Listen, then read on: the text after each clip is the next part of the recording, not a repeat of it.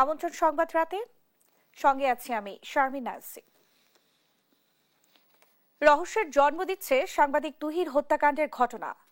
24 ঘন্টা পার হলেও এখনো গ্রেফতার হয়নি হত্যাকারীরা। খুনিদের ভয়ে মুখ খুলছে না অনেকেই। আতঙ্কিত এলাকাবাসী খুনিদের দ্রুত গ্রেফতারের দাবি জানিয়েছে। সিসিটিভি ফুটেজ শনাক্ত হওয়া নারীকে পাওয়া গেলেই এই হত্যার জট খুলবে বলেছে পুলিশ। বিস্তারিত শাহাদাত নিশাদের রিপোর্টে।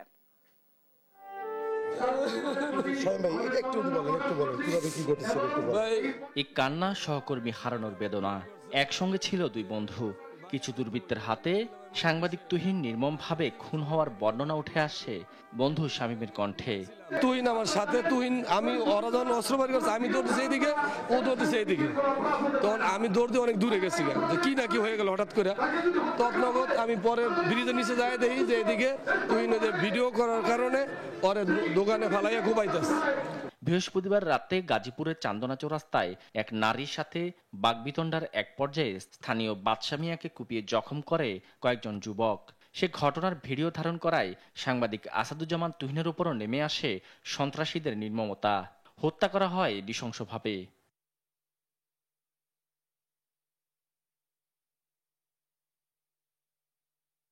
প্রকাশ্যে কুপিয়ে হত্যার এমন ঘটনায় আতঙ্কিত স্থানীয়রা। নিজেদের নিরাপত্তাহীনতার কথা তুলে ধরে খুনিদের দ্রুত গ্রেফতারের দাবি জানান তারা। সে নিরাপদে না, আমরা সাধারণ জনগণ কিভাবে নিরাপদে থাকবো? চলাফেরা আমাদের জন্য আসলে রিস্কি ব্যাপার হয়ে গেছে, কারণ রাস্তাঘাটে চলাফেরা আসলে কঠিন একটা দায় হয়ে গেছে। রাস্তায় বের হলে আমরা ভয় পাই। এখন এটি যদি ন্যায় বিচার হয়, আসামি গ্রেপ্তার হয়, তাহলে আমরা খুশি। শুক্রবার সকালে বাসন থানায় অজ্ঞাত 20 থেকে 25 জনকে আসামি করে মামলা করেন সাংবাদিক তুহিনের বড় ভাই। এই ঘটনায় এখন পর্যন্ত 5 জনকে জিজ্ঞাসাবাদের জন্য আটক করেছে পুলিশ। গাজীপুর মহানগর পুলিশ জানায়, সিসি ফুটেজ শনাক্ত হওয়া ওই নারীকে পাওয়া গেলেই উদ্ঘাটন করা যাবে ঘটনার রহস্য।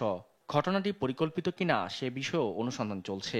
সিসিটিভি ফুটেজ দেখে আমরা মোটামুটি আসামিদের শনাক্ত করতে পেরেছি। তাদের ধরতে আমাদের অভিযান অব্যাহত আছে। এদিকে জুমার নামাজ শেষে গাজীপুর চৌরাস্তা জামে মসজিদে অনুষ্ঠিত হয় নিহত আসাদুজ্জামান তুহিনের নামাজের জানাজা। এতে অংশ নেন সহকর্মী, শুভাকাঙ্ক্ষী সহ বিভিন্ন রাজনৈতিক দলের নেতারাও। জানাজা শেষে মরদেহ নিয়ে যাওয়া হয় তার গ্রামের বাড়ি ময়মনসিংহে। শাহাদাত নিশাদ, দেশ টিভি, গাজীপুর। গাজীপুরের সাংবাদিক তুহিন হত্যার প্রতিবাদে রাজধানী ঢাকা সহ বিভিন্ন বিক্ষোভ সমাবেশ হয়েছে। এ সময় বক্তারা খুনিদের দ্রুত গ্রেফতার করে কঠোর শাস্তি দাবি করেন। সেই সঙ্গে সারা দেশের সাংবাদিকদের সুরক্ষায় সরকারকে কার্যকর পদক্ষেপ নেওয়ার তাগিদ দেন। সহকর্মীদের পাঠানো তথ্য ও ছবিতে বিস্তারিত জানাচ্ছেন শামীম হোসেন। সাংবাদিক আসাদুজ্জামান তুহিন হত্যার প্রতিবাদে উত্তাল গাজীপুর প্রেস ক্লাব। শুক্রবার সকাল থেকে খুনিদের গ্রেপ্তার ও বিচারের দাবিতে সহকর্মীরা করেন মানববন্ধন। দুপুরে ঢাকায় মানববন্ধন করেন বিভিন্ন ইলেকট্রনিক, প্রিন্ট ও অনলাইন পোর্টালে কর্মরত সাংবাদিকরা। এ সময় তারা 24 ঘন্টা পেরিয়ে গেলেও কোনো আসামি গ্রেপ্তার না হওয়ায় ক্ষোভ প্রকাশ করেন। গত 1 বছর ধরে 400-র উপরে সাংবাদিক বিভিন্নভাবে আহত হয়, তখন কিন্তু সরকারের টনক লড়ে না। ঠিক এরকম প্রতিনিয়ত চলছে। এই গণমাধ্যম কর্মীদের জন্য কি করা হয়েছে? এই রাষ্ট্র কতটুকু করেছে? গ্রেফতার করা হয়নি কেন? তাহলে প্রশাসন কি করে? বিকেলে টাঙ্গাইলে বক্তারা অবিলম্বে জড়িতদের গ্রেপ্তার ও দৃষ্টান্তমূলক শাস্তির দাবি জানান। একই সঙ্গে সাংবাদিকদের নিরাপত্তা নিশ্চিতে সরকারকে কার্যকর পদক্ষেপ গ্রহণের দাবি জানান। বিষয়টা দুঃখজনক হলেও সত্য। কালকে যে ঘটনাটা ঘটেছে এটা বারবার ঘটুক, এটা আমরা চাই না। দ্রুত বিচারের আওতা আনা হোক বিষয়টা। অন্যায়কারীদের বিরুদ্ধে যখনই নিউজ করে তখনই তাদের শত্রু হয়ে যায়, যার ফলে হচ্ছে যে আমরা চাই না যে কোনো সাংবাদিকরা ভবিষ্যতে এই ধরনের নৃশংস হত্যাকাণ্ড এবং নির্যাতনের শিকার হোক। দিনাজপুরে হওয়া কর্মসূচিতে বক্তারা সারা দেশে সাংবাদিকদের উপর নির্যাতন বেড়ে যাওয়া নিয়ে গভীর উদ্বেগ প্রকাশ করেন। যে বেসিক্যালি আমাদের সাংবাদিকদের নির্দিষ্ট কোনো নীতিমালা না থাকার কারণে এটি কিন্তু আমরা প্রকৃত সাংবাদিক যারা সত্যিকার সাংবাদিকতা করে তারা কিন্তু অত্যন্ত বিপজ্জনক অবস্থায় রয়েছে। এর আগে সকালে কিশোরগঞ্জ সেন্ট্রাল প্রেস ক্লাবের ব্যানারে জেলা শহরের গৌরঙ্গবাজার মোড়ের স্টেশন রোড এলাকার হওয়া কর্মসূচিতে সাংবাদিকদের নিরাপত্তা নিশ্চিতে সাংবাদিক সুরক্ষা আইনের দাবি জানান। আমরা চাই যে আসাদুজ্জামান তুহিনের হত্যাকারীদের অবিলম্বে আইনের আইনে দৃষ্টান্তমূলক শাস্তি নিশ্চিত করতে হবে। পাশাপাশি সাংবাদিক নির্যাতন, নিপীড়ন, সাংবাদিকদের মিথ্যা মামলা এসব বন্ধ করতে হবে। এসে যদি আমাদের হত্যাকাণ্ডের শিকার হতে হয়, এই রাষ্ট্র যদি আমাদেরকে নিরাপত্তা না দেয় তাহলে বলো যে সাংবাদিকতার দরকার নাই, সবাইকে হত্যা করে ফেলা হোক। নিহত তুহিনের নিজ উপজেলা ময়মনসিংহের ফুলবাড়িয়ায়ও মানববন্ধন করেন স্থানীয় সাংবাদিকরা। শামীম হোসেন, নিউজ ডেস্ক, দেশ টিভি। শিগগিরই জুলাই সনদের পূর্ণাঙ্গ খসড়া রাজনৈতিক দলের কাছে পাঠানো হবে বলে জানিয়েছেন কমিশনের সহ সভাপতি আলী রিয়াজ। শুক্রবার জাতীয় সংসদের এলডি হলে জাতীয় ঐক্যমত্য কমিশনের পক্ষ থেকে আয়োজিত সংবাদ সম্মেলনে একথা বলেন তিনি। সনদ কিভাবে বাস্তবায়িত হবে সে বিষয়ে তৃতীয় ধাপের আলোচনা হবে। এই ধাপে রাজনৈতিক দলগুলোর সঙ্গে আলাপ আলোচনা ছাড়াও নেওয়া হবে বিশেষজ্ঞ মতামত। তাইফুর রহমান তুহিনের প্রতিবেদন। জুলাই সনদ প্রণয়নের লক্ষ্যে গত 5.5 মাস ধরে রাজনৈতিক দলগুলোর সঙ্গে 2 ধাপে আলোচনা করেছে জাতীয় ঐক্যমত্য কমিশন। এই প্রেস কনফারেন্সে এর অগ্রগতি জানাতে সংসদ ভবনের এলডি হলে সংবাদ সম্মেলনের আয়োজন করে কমিশন।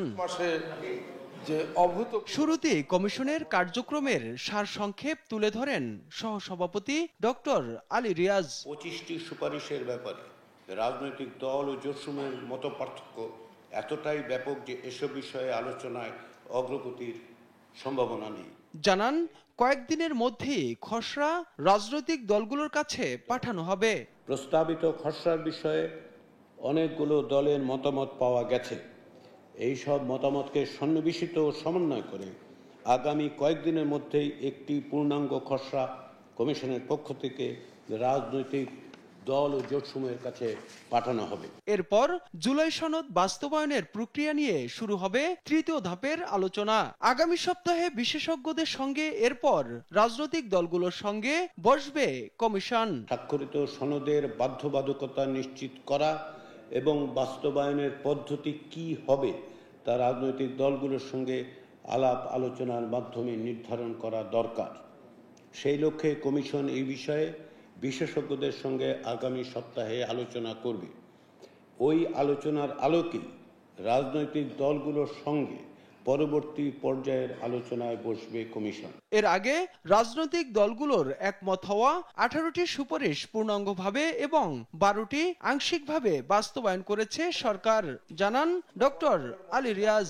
বাংলাদেশের ইতিহাসের প্রেক্ষাপটে এটা একটা বড় রকমের অর্জন, সেজন্য অবশ্যই রাজনৈতিক দলগুলোকে আমাদের ধন্যবাদ দিতে হবে। তাইফুর রহমান তুহিন, দেশ টিভি, ঢাকা। 12 দলীয় সমমনা জোট এলডিপি এবং লেবার পার্টি নেতাদের সঙ্গে মতবিনিময় করেছেন বিএনপির ভারপ্রাপ্ত চেয়ারম্যান তারেক রহমান। শুক্রবার রাজধানীর গুলশানে বিএনপি চেয়ারপারসনের কার্যালয়ে অনুষ্ঠিত এই মতবিনিময় সভায় ভিডিও কনফারেন্সে যুক্ত হন তারেক রহমান। মতবিনিময়কালে তারেক রহমান বলেন, ঐক্যের মাধ্যমে দীর্ঘ আন্দোলন সংগ্রামে জুলাই ছাত্র শ্রমিক জনতার গণ অভ্যুত্থানে ফ্যাসিবাদের পতন হয়েছে। আসন্ন নির্বাচনে জনগণের রায়ে বিএনপি 31 দফার আলোকে বাংলাদেশকে একটি গণতান্ত্রিক কল্যাণ রাষ্ট্র হিসেবে গড়ে তুলতে পারবে। অনুষ্ঠানে আরো ছিলেন বিএনপি মহাসচিব মির্জা ফখরুল ইসলাম আলমগীর, স্থায়ী কমিটির সদস্য Nazrul Islam Khan, Selima Rahman, BNP vice chairman Abdul Awal Mintu সহ দলের সিনিয়র নেতৃবৃন্দ।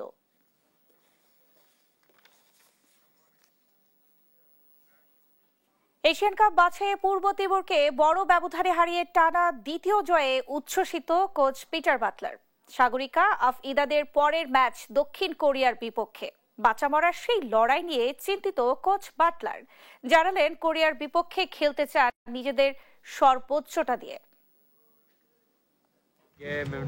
আমি মনে করি তিমুরকে আমরা উড়িয়ে দিয়েছি।